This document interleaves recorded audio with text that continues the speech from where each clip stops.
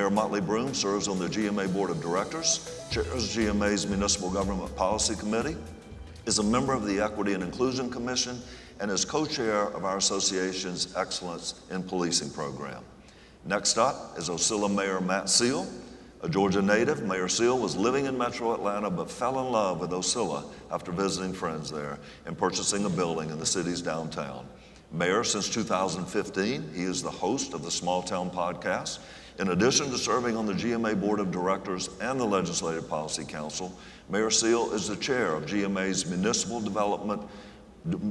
Workforce Development Advisory Council. That one is always a mouthful. The third member of today's panel is Savannah Mayor Van Johnson. He's nationally recognized as an innovator and thought leader in youth development and engagement through his service of over 23 years as the director of the Chatham County Youth Commission.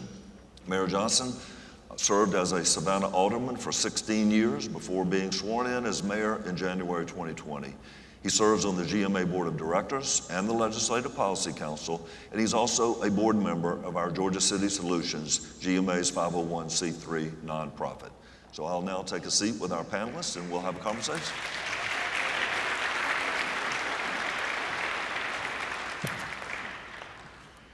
Good morning to you all. Great to be up here with you, and thank you for participating. You all saw what the audience has said about what they see as the most pressing needs facing their city.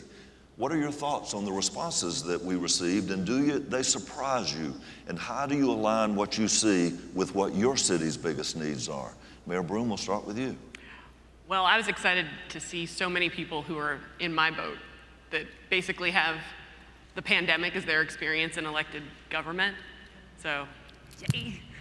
We're all working through it together and kind of faking it till we make it, I think. We're all learning as we go along, and I'm so grateful to GMA for giving us the opportunity to learn on every single occasion. It has been such an experience working with you, having all these mayor crushes, and no one's spouse needs to worry, but I mean, I just love the leadership. And so that part didn't surprise me. The infrastructure didn't surprise me at all, because I think we have pushed off infrastructure for so long, and we're seeing in our cities that whether it's a water main break, a sewer break, infrastructure is not jazzy and the front headline stuff.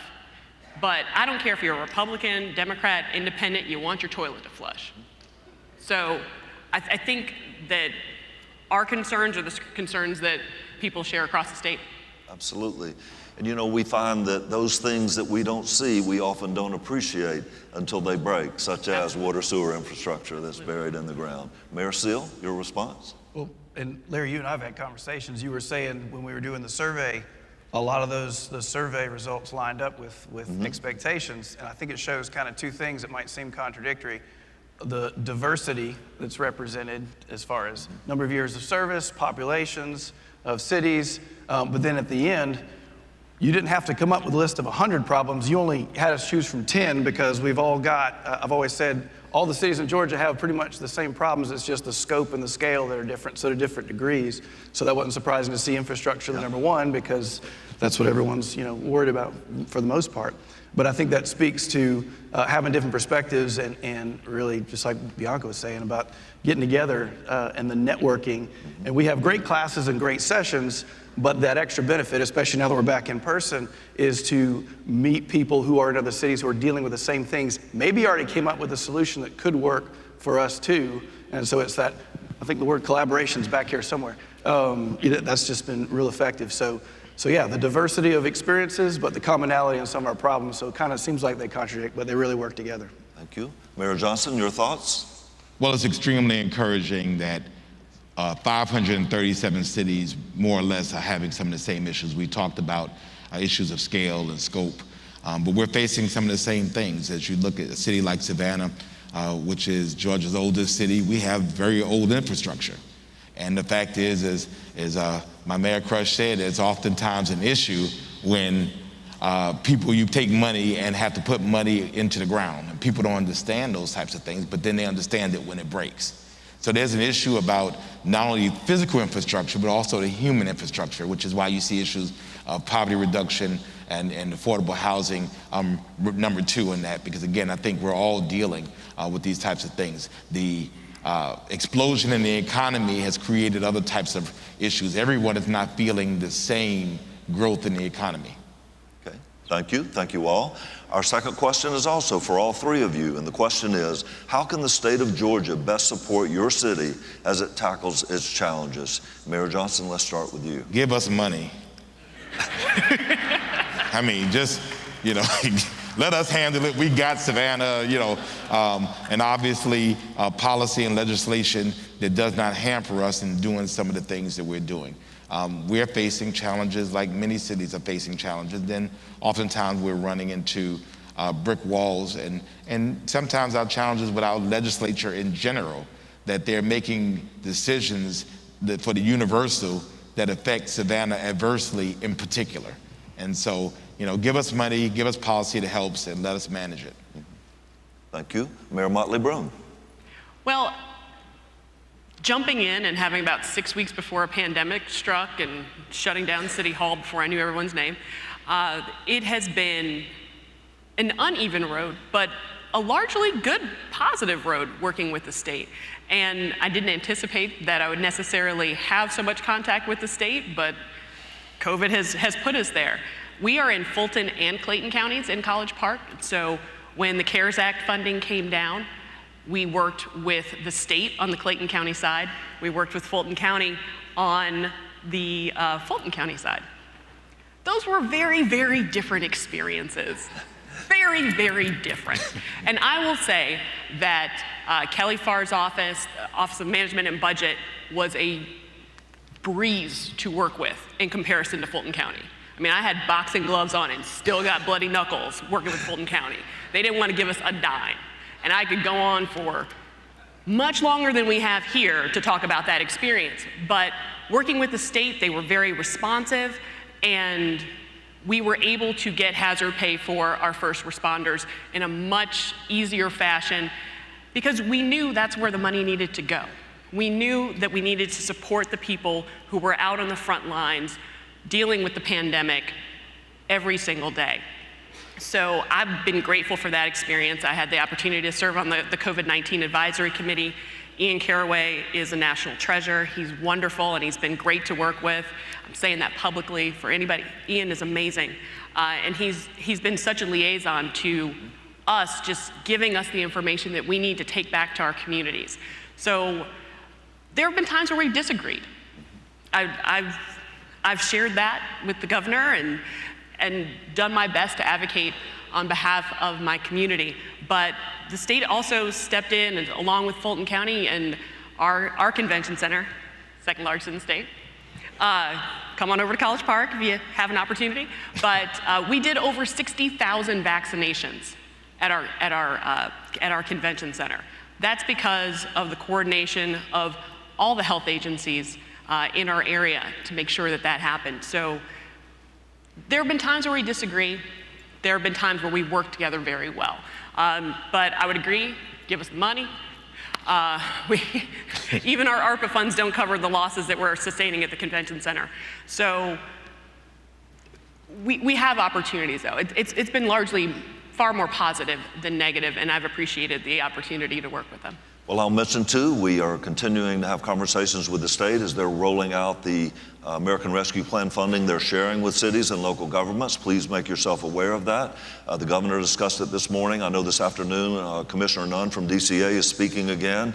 And make sure you're going to those sessions that we're having where you can find out more and better ways. And GMA also has a session with our staff today to share ideas with you and ensure that the ideas you have are eligible uses of that. So the state is again partnering. You have your own American Rescue Funds, but they're now dedicating a large pool of money for local projects in the areas of water, sewer, broadband, and economic development. So make sure you're fully informed of that as well. Mayor Seale. I've kind of gotten to where when this question comes up a lot, I end up turning it on its head a little bit, so I hope you'll forgive me for that. Certainly there's things that would be nice if processes were streamlined, if we can always make things more efficient for things we go for the state. But I think there are a ton of resources that are already provided by the state that, at least for rural communities, I know I'm the token rural guy up here on the panel, we're not doing a good enough job as leaders of taking advantage of. There are 80+ programs the Department of Community Affairs offers, and they're always, given technical instructions on how to do these things. And in the last 5 years, especially in rural areas, we've had new positions created just to help. Amy Carter and now Brian Marlowe, Deputy Commissioners for Rural Initiatives at Department of Economic Development. Sarah Lynn Stafford, who I know has been at this conference at Carl Vinson, very specific to rural programs. The Georgia Rural Center has been formed. And so a lot of it is, we got to at least meet them halfway. So I know that's a little different than the answer. So, because give us the money but in a lot of ways, at least for our smaller communities in rural areas, the money's sitting there. We just have to actually go through an application process. And I've got, if you'll give me one extra second here, there's something called the Georgia Transportation Infrastructure Bank. Apparently it's been around for decades. I found out about it at my local regional commission meeting. I applied for both a loan and a grant, and Ocilla got it. And when I got recognized at the next regional commission council meeting, I stood up and I noticed of the 11 or 12 awards that were given out, only 2 of them were below I-20. One was Richmond Hill that year, and the other one was Ocilla. And so I just told everybody, I said, hey, I guess this is kind of a thing that people don't know about. The state's looking for ways to give money and help rural communities. So I'm going to apply for this again next year, and I'll be glad to lose any of you in my region. And I applied for it the next year, and I got it because I don't think anyone else in our region applied for it. So we've definitely got to meet halfway. And if some of that's the notification about these programs, I know the governor left, but he's recently put in some liaison folks that go around the state now, led by Jody Redding, who used to do the field reps for, I think, 4 different senators over the last couple of decades. So the resources are out there. So certainly we can always ask the state to do more, but I'm careful. We want home rule and local control. If we ask for too much, we may risk giving it up. So there's a balance in there somewhere. But there are ways in which we can employ best practices that are right-sized for our communities to make policing better, to help our officers connect better with our communities, to help our communities learn more about policing, and make sure that we don't see some of the things that took place last year in our communities. We can take steps toward that, but they may not be the same steps in every city. So I'm looking forward to being able to roll out recommendations for any size community, whether it's Ocilla, whether it's College Park, whether it is Young Harris, whether it's Hiawassee. I think there's potential there not only to do right by our communities, but also reduce risk. And I'm a lawyer. We like to reduce risk. Risk makes us nervous. But there's a real connection between best practices in policing and fewer lawsuits, fewer incidents, and that benefits everyone.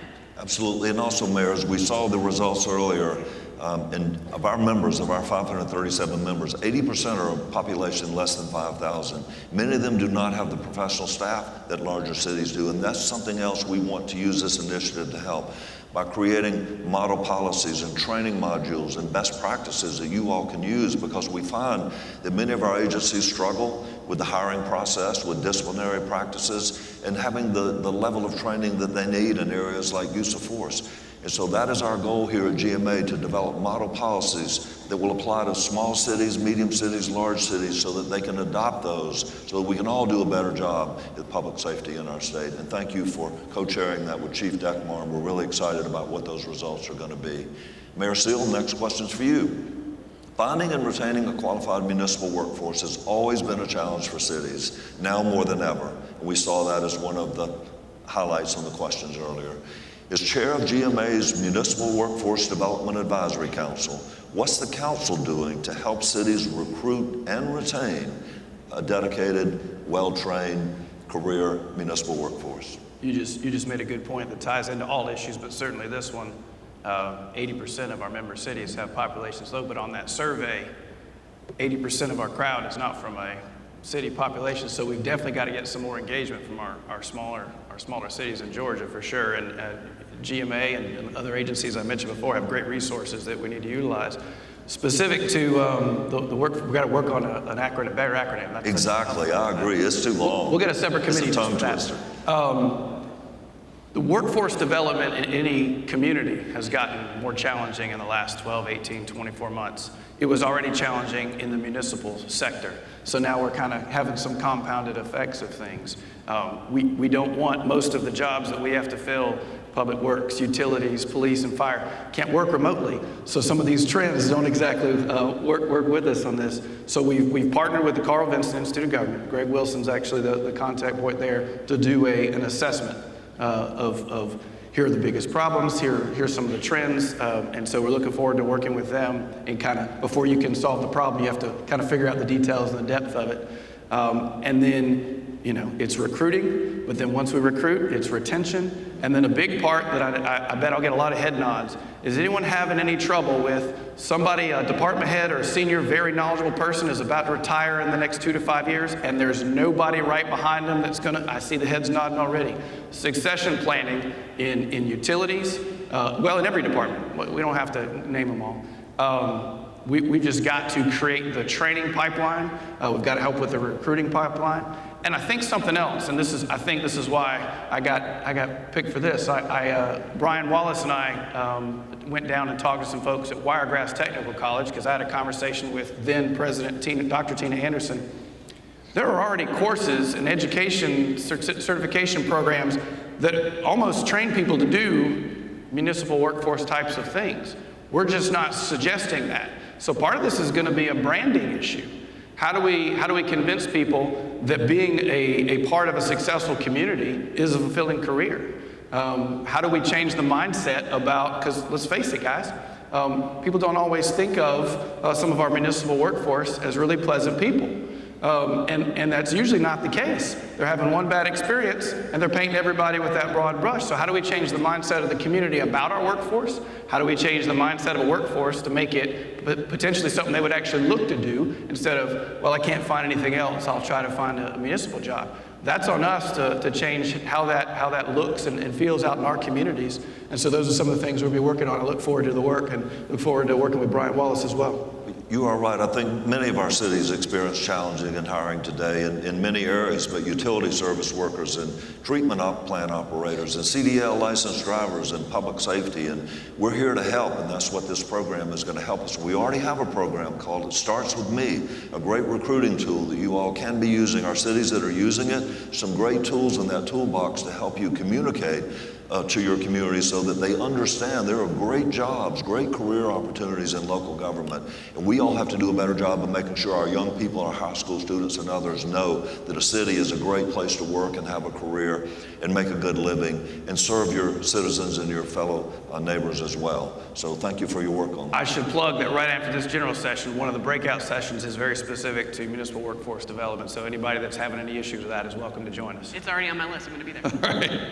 Mayor Johnson, you spent your professional career addressing the needs of youth, and you're now a board member of our Georgia City Solutions nonprofit, which has set youth leadership and engagement as one of its 3 focus areas. Why is it important that cities and city officials engage with the children and youth in their communities? Well, Larry, I think it's not important, it's imperative and absolutely essential. Across this room, how many elected officials in here are younger than 30 years old? That's the reason why. We have to start building our own benches. President Williams, don't even go there. Don't go there. 30 times. But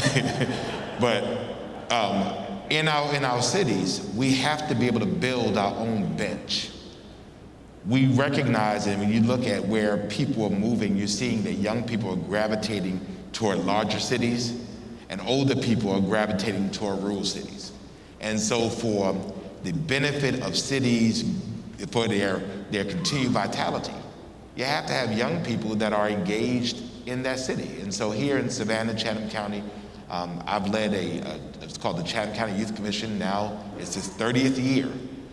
The kids that I've mentored are now in their 40s, and I'm not that much older than them. But that's the truth. But But the goal is that if young people don't have or feel a stake in the communities in which they live, they feel no obligation to stay, and they go somewhere else. And so since the Chatham County Youth Commission, the Savannah Youth Council, which we founded in 2004 when I took office, which deals with middle school kids, and Tybee Island, now we have a Tybee Island Youth Council, which is fifth graders. We're teaching them about government at a much younger age and why it's important, not necessarily government as a career, but government as a necessary part of your obligation of living in this free society. And so when they learn about it, they feel a stake in it, they feel committed to coming back and helping it to make it better. And so we've been blessed to go across the country to help cities and counties to be able to create youth programs, and we have done that here in Georgia, and I'm glad to be a part of Georgia City Solutions because it's not hard. You just have to want to be able to do it. Young people are way smarter than we ever give them credit to be, and we're not as hip as we think we are. Yes, sir. And so when you plan for them and not plan with them, it's really a mismatch in intention, and you just mess up. Well, a great place to start is with a mayor's youth leadership council or a youth leadership council in your city. We have over 30 of those now. Our goal is now 537, so I would encourage you. It's a very cost-effective place. Here, the city of Douglas had their youth leadership council, and I spoke to them and encouraged them. And we want to see that all over Georgia. So again, there's a tool in the toolbox on the GMA website. If your city is interested in forming a youth leadership council, please contact us, and we certainly want to help you do that. All right, now we have a question for all three of you again. George Floyd was killed more than a year ago. In response to that terrible event, GMA created its Equity and Inclusion Commission. Both Mayors Motley, Broom and Mayor Seale are on the commission. And Mayor Johnson, you've dealt with the equity issues in Savannah for a number of years. So each of you, please tell me why we should continue to move forward on this issue and what changes you hope will result. Mayor Motley Broom, we'll start with you. We have to move forward. We have to continue the conversation because when I saw that video, and I still, just the sheer lack of humanity that it displayed, hurts my heart every time I think about it. And it's incumbent upon us as leaders in our community to do better. Not be perfect, but lead in a way that shows people that there is something better.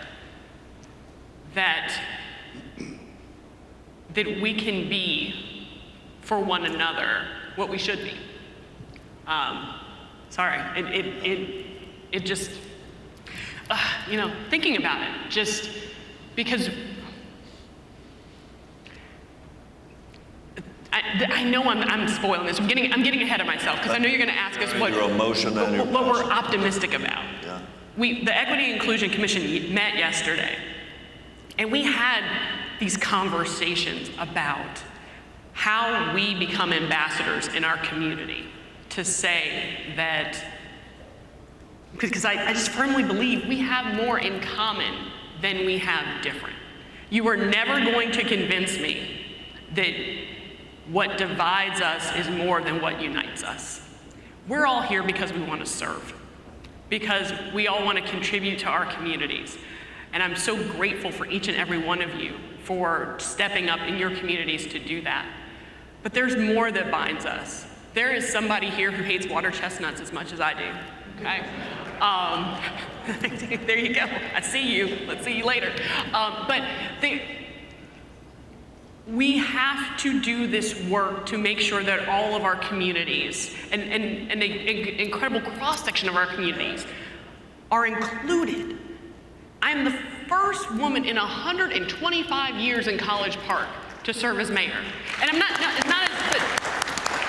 but when you think about that, and you think about 125 years of women in my community, I am not the first one who was qualified to do that. I am not the first African American who was qualified to be mayor in my community. Think about what your communities lose when you don't tap into the talent that is there. When we're not reaching deep to figure out everyone's talents and giving them the opportunity to share those in our communities, what we lose from that gap, that's why we have to keep moving forward on this work, because our communities are going to be stronger, they're going to be better, and we're going to be places where people want to live, work, raise their families for years to come. This is certainly not in the script, but I think that response deserves a round of applause. Thank you. Thank you for sharing that passion, and that's very powerful. Mayor Seale. The short answer is exactly how Bianca started. We should move forward because we have to.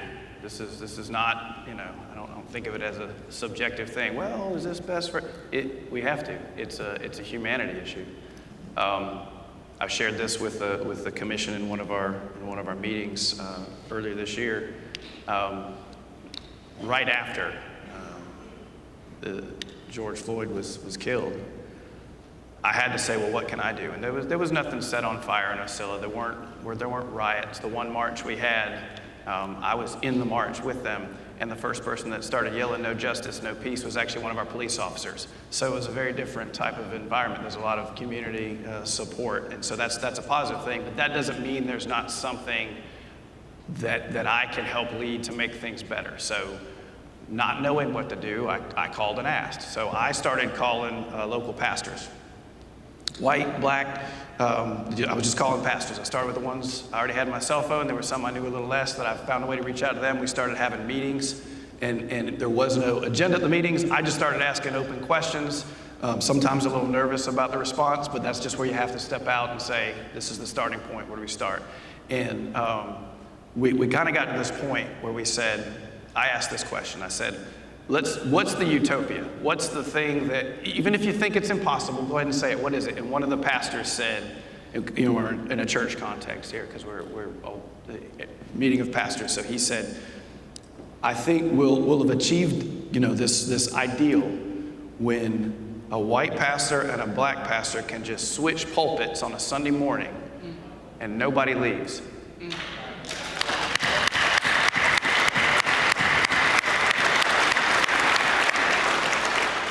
And so each meeting we've had since then, I bring that up because I was like, okay, there's the goal. What do we do? How do we do something that gets us slightly closer to that? And that's where we go from. So community worship services. There's a few things that we can do, I guess from a legislative or ordinance or policy thing at our city level, and we should do those things.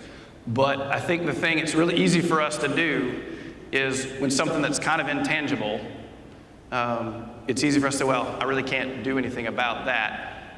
And we are in positions of authority and power, not because of who we are, but because of the role we play, mayor, council member, city manager, police chief, all these things.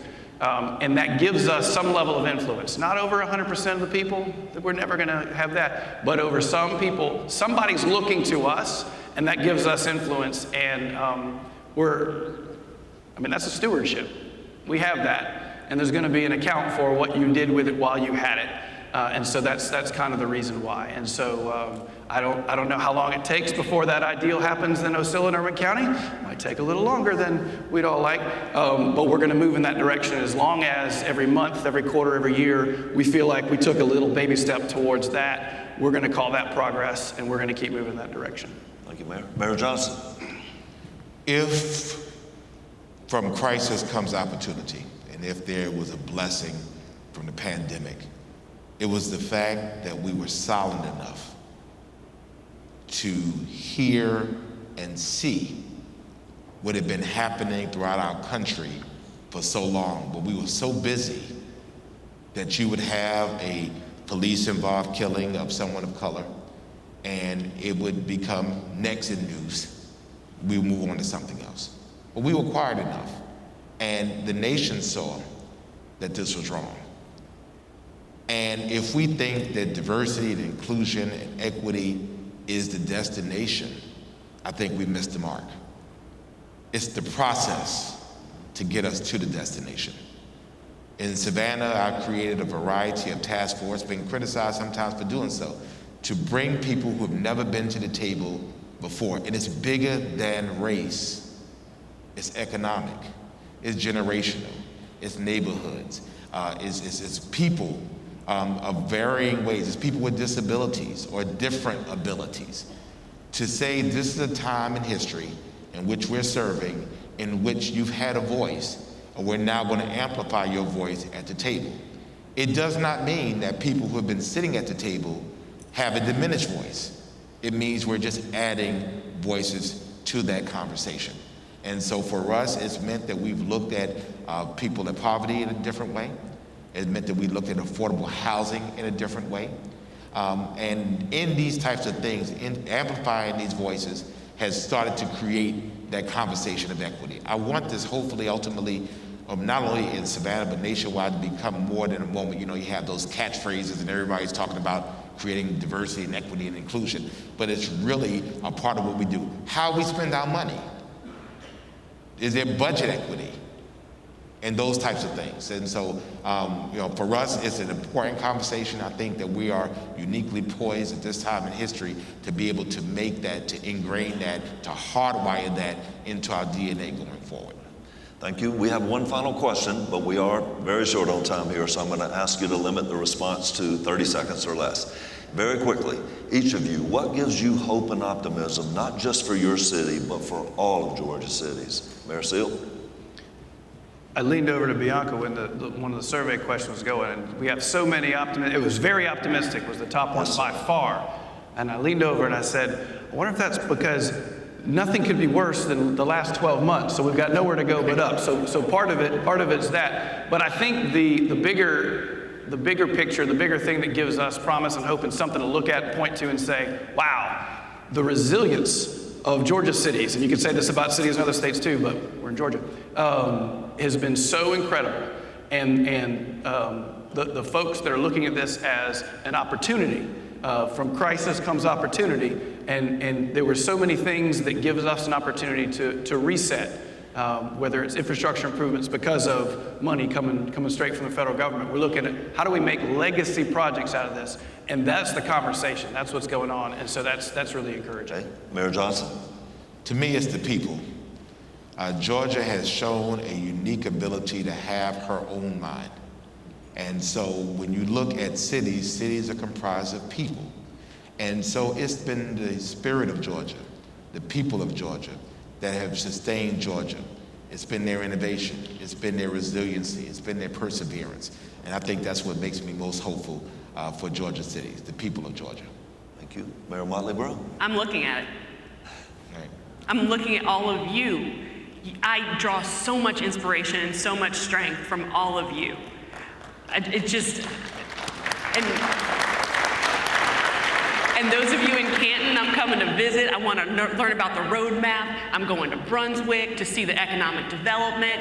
I want to rip off every single one of you and take it back to College Park. And that is what gives me optimism, because you're here, you want to learn. We want to interact with one another and make our cities better. Wow. Well, listen, I hope you all will join me in thanking our panel for their honest discussion today. Good job. Good job.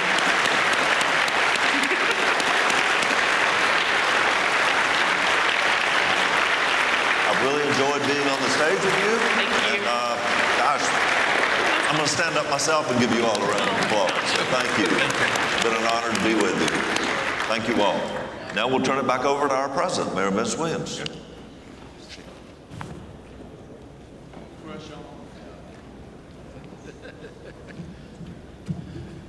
All right, you heard it from the best. All right, great to see everyone just paying attention and absorbing all of that information. And we learned that Mayor Broom has a crush on everyone. But tell your spouses, don't worry. Yeah, all right. But look, thank you, Larry, Mayor Motley Broom, Mayor Johnson, and Mayor Seale. Thank you so much for your insight and your leadership. You all have given us much to consider and take home to our cities as we lead in what will hopefully be a post-pandemic world. We greatly appreciate you all sharing your time and thoughts with us this morning. As we conclude our general session, let me remind you that concurrent sessions are scheduled for 11:15 a.m. They'll wait on you. And 2:15 p.m. today. In addition, a timely session on the American Rescue Plan Act will begin at 1:45 p.m. I know that you all want to take advantage of these excellent educational opportunities. So following this afternoon's concurrent sessions, I look forward to seeing you right back here for our award ceremony. I want to see all of you. Be back in here. You don't want to miss it. Thank you for being with us this morning. Ladies and gentlemen, and leaders, we stand adjourned.